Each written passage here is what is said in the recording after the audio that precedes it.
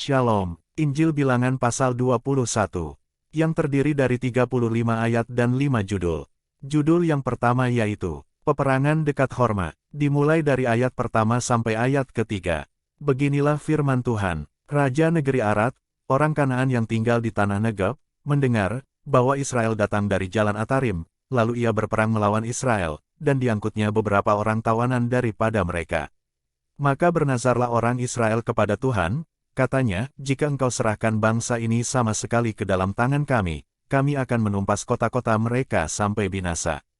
Tuhan mendengarkan permintaan orang Israel, lalu menyerahkan orang Kanaan itu, kemudian orang-orang itu dan kota-kotanya ditumpas sampai binasa. Itulah sebabnya tempat itu dinamai Horma. Lanjut pada judul kedua yaitu, Ular Tembaga, dimulai dari ayat keempat sampai ayat ke-9. Beginilah firman Tuhan. Setelah mereka berangkat dari Gunung Hor, berjalan ke arah Laut Teberau untuk mengelilingi tanah Edom, maka bangsa itu tidak dapat lagi menahan hati di tengah jalan. Lalu mereka berkata-kata melawan Allah dan Musa, "Mengapa kamu memimpin kami keluar dari Mesir? Supaya kami mati di padang gurun ini. Sebab di sini tidak ada roti dan tidak ada air, dan akan makanan hambar ini kami telah muak." Lalu Tuhan menyuruh ular-ular tedung ke antara bangsa itu, yang memagut mereka, sehingga banyak dari orang Israel yang mati. Kemudian datanglah bangsa itu mendapatkan Musa dan berkata, "Kami telah berdosa, sebab kami berkata-kata melawan Tuhan dan engkau, berdoalah kepada Tuhan, supaya dijauhkannya ular-ular ini daripada kami." Lalu Musa berdoa untuk bangsa itu. Maka berfirmanlah Tuhan kepada Musa, "Buatlah ular tedung dan taruhlah itu pada sebuah tiang, maka setiap orang yang terpagut, jika ia melihatnya, akan tetap hidup." Lalu Musa membuat ular tembaga dan menaruhnya pada sebuah tiang, maka jika seseorang dipagut ular, dan ia memandang kepada ular tembaga itu, tetaplah ia hidup. Lanjut pada judul ketiga yaitu, Perjalanan ke daerah Moab, dimulai dari ayat ke-10 sampai ayat ke-20. Beginilah firman Tuhan, kemudian berangkatlah orang Israel, lalu berkemah di Obot. Berangkatlah mereka dari Obot, lalu berkemah dekat reruntuhan di Abarim, di padang gurun yang di sebelah timur Moab. Dari situ berangkatlah mereka, lalu berkemah di lembah Zeret. Dari situ berangkatlah mereka, lalu berkemah di seberang sungai Arnon yang di padang gurun dan yang keluar dari daerah orang Amori, sebab sungai Arnon ialah batas Moab, di antara orang Moab dan orang Amori. Itulah sebabnya dikatakan dalam kitab peperangan Tuhan, Waheb di Sufa dan lembah-lembah ke sungai Arnon. Dan lereng lembah-lembah, lereng itu terbentang ke tempat di mana terletak kota Ar, dan bersandar pada batas daerah Moab. Dari sana mereka ke Bir. Inilah sumur di mana Tuhan berfirman kepada Musa, "Kumpulkanlah bangsa itu, maka aku akan memberikan air kepada mereka." Pada waktu itu orang Israel menyanyikan nyanyian ini, "Berbual-buallah, hai sumur. Mari kita bernyanyi-nyanyi berbalas-balasan karena sumur yang digali oleh raja-raja, yang dikorek oleh kaum bangsawan di antara bangsa itu dengan tongkat-tongkat kerajaan, dengan tongkat-tongkat mereka. Dan dari padang gurun mereka ke Matana. Dari Matana ke Nahalil, dari Nahalil ke Bamot.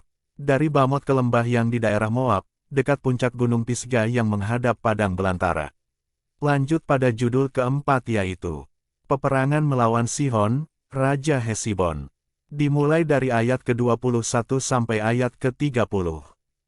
Beginilah firman Tuhan, kemudian orang Israel mengirim utusan kepada Sihon, Raja orang Amori, dengan pesan, "Izinkanlah kami melalui negerimu, kami tidak akan menyimpang masuk ke ladang-ladang dan kebun-kebun anggurmu, kami tidak akan minum air sumurmu, di jalan besar saja kami akan berjalan, sampai kami melalui batas daerahmu." Tetapi Sihon tidak mengizinkan orang Israel berjalan melalui daerahnya, bahkan ia mengumpulkan seluruh laskarnya, lalu keluar ke padang gurun menghadapi orang Israel, dan sesampainya di Yahas berperanglah ia melawan orang Israel.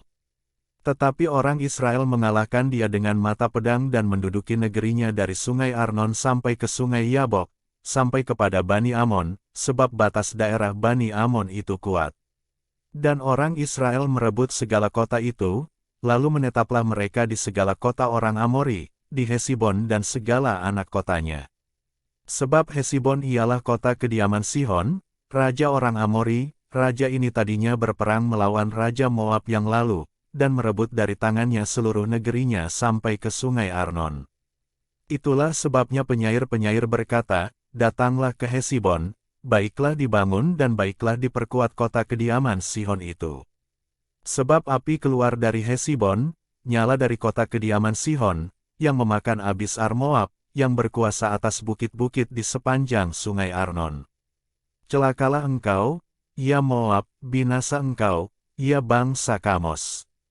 Ia membuat anak-anaknya lelaki menjadi orang-orang pelarian, dan anak-anaknya perempuan menjadi tawanan kepada Sihon, raja orang Amori. Kita telah menembaki mereka, Hesibon binasa sampai ke Dibon, dan kita menanduskannya sampai ke Nofah, yang terbentang sampai ke Medeba. Lanjut pada judul kelima yaitu, Peperangan melawan Og, Raja Basan. Dimulai dari ayat ke-31 sampai ayat ke-35. Beginilah firman Tuhan. Demikianlah orang Israel diam di negeri orang Amori. Setelah Musa menyuruh orang mengintai kota Yazer, mereka merebut segala anak kota Yazer dan menghalau orang-orang Amori yang ada di situ. Kemudian berpalinglah mereka dan maju ke arah Basan. Lalu Og, Raja Basan, beserta segala rakyatnya maju ke Edrei menjumpai mereka untuk berperang. Tetapi Tuhan berfirman kepada Musa, "Janganlah takut kepadanya, sebab aku menyerahkan dia dengan seluruh rakyatnya dan negerinya ke dalam tanganmu, dan haruslah kau lakukan kepadanya seperti yang kau lakukan kepada Sihon, raja orang Amori, yang diam di Hesibon." Maka mereka mengalahkan dia dan anak-anaknya dan seluruh rakyatnya, sehingga seorang pun dari mereka tidak ada yang dibiarkan terlepas, lalu mereka menduduki negerinya.